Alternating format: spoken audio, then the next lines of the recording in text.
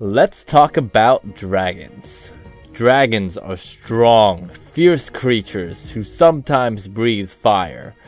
They have scales covering their bodies, but most importantly, they scream really loudly at your face. And today, we're going to be talking about the loudest dragon in all the land, kommo-o. My name is Waffles the Asian Genbear, and welcome to, I guess, a deck review? I guess we'll call it that. We're going to be looking over this deck just so you guys know what's in it, how I feel about it, and whether or not you should be getting it. And then tomorrow we are going to be using it for some game examples and such. So I wanted to split it up in two videos.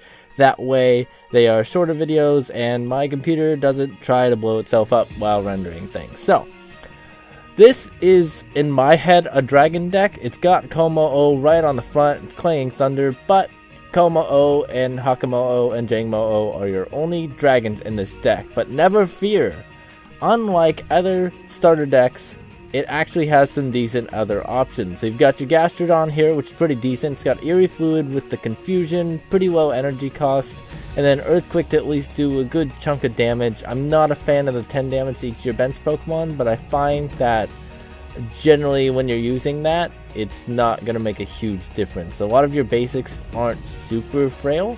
I think most of them have 60 HP. Let's just double check that. Yeah, all your basics, the lowest amount of HP they have is 60. So they can take 6 of those Earthquakes, which is still fine. And even then, that's assuming that you're not, that's all you have on the bench, that you somehow haven't killed enough of their Pokemon in 6 hits. And even if you do, and you get in some weird situation where your basics have taken a little too much damage on your bench, just switch to Eerie Fluid.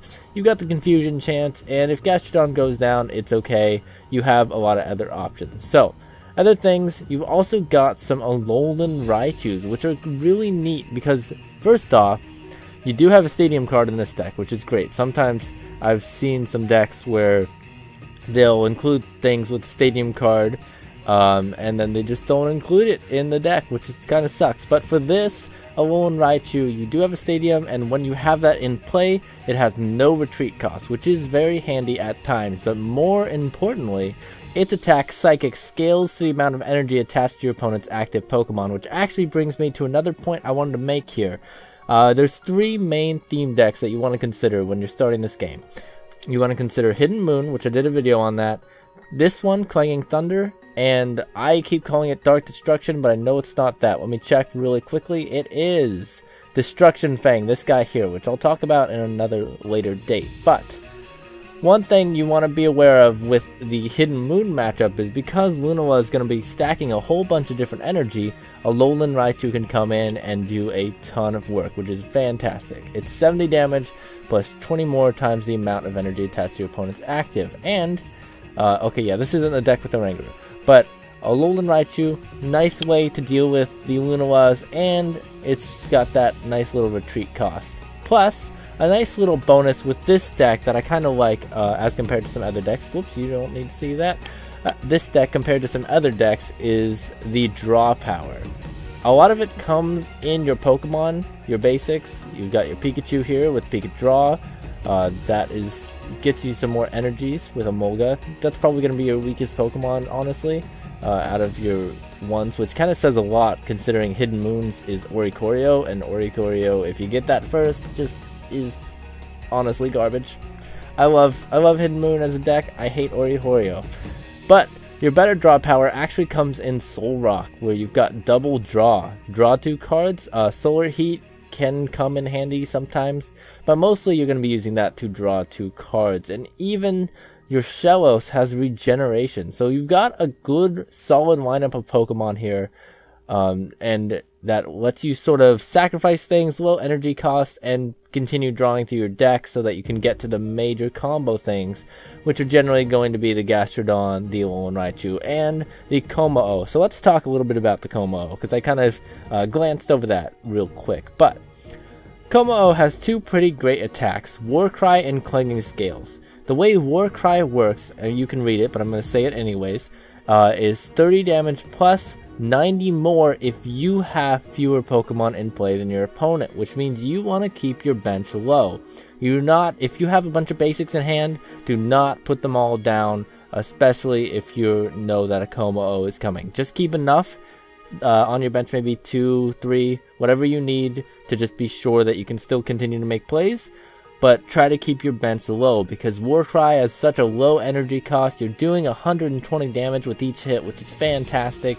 And then if you really need that little extra oomph, you can go for the Clanging Scales. So during your opponent's next turn, it's going to take 30 more damage, but you're able to do that extra little 10 damage if you need it. But mostly you want to be relying on Warcry, which is sort of what the kommo-o is for. It's just going to scream really loudly at the opponent, and the Pokemon is just going to faint. And it's going to be lovely.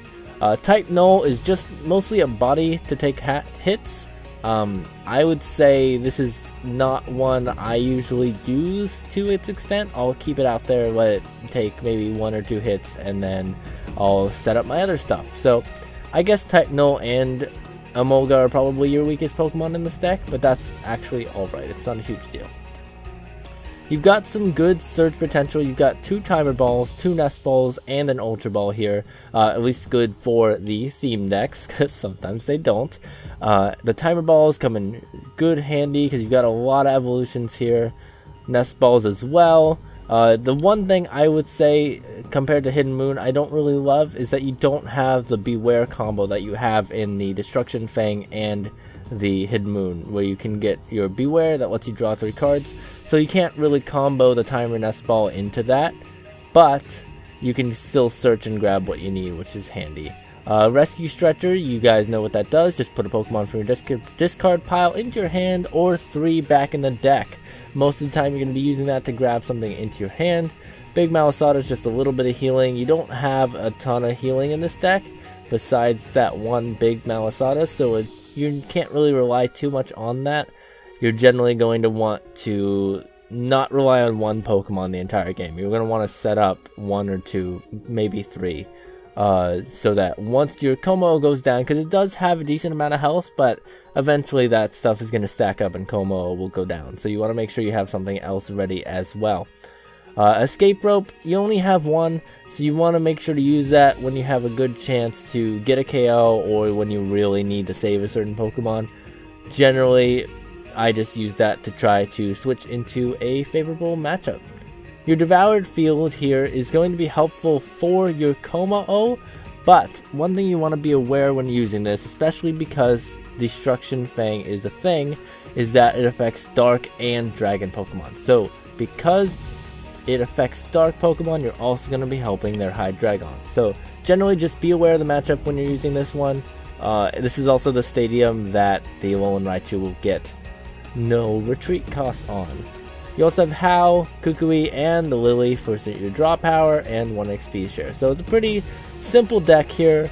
Generally, you're going to be looking towards Solrock, Pikachu. You're going to be sacrificing 1 or 2 prize cards early on if you don't have a great hand, so that you can try to draw through your deck. And that can definitely allow for some good turnarounds. I recommend this deck for tournaments especially. I'm personally a fan of the Dark Destruction deck out of the 3, but the one thing this deck has over everything is that it does not have a common weakness to other decks. Hidden Moon is weak to Dark Destruction. Dark Destruction, generally weak to Clanging Thunder, and there's also another rock deck that I can't think of the name of right now because I don't have it. But it's weak to Clanging Thunder because we have the Gastrodon, since it's kind of also treated as a fighting type Pokemon. Still trying to get the hang of that, which is so weird. The rock, the fighting, and the ground, they're all one type, and that's so odd to me, because it just makes me think of like Rhyperior with Machamp's arms, and it's still taking me time to get used to that. Anyways, so essentially Clanging Thunder is mostly just weak to fairies, and there's not really a good fairy deck around right now. You've got a Lugia one in the theme shop, but it's not very good. It's pretty old.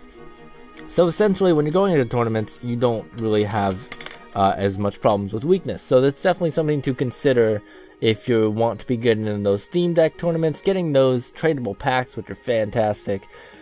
And I've rambled on for a while now. So, I'm gonna head out of here. Tomorrow at the same time, I'm gonna be uploading a video with actual matches with this. We're gonna head over to the versus ladder, try to earn some of those sweet Shaman EXs. And I hope you guys enjoyed this and have a good day, good week, good life. Now, goodbye.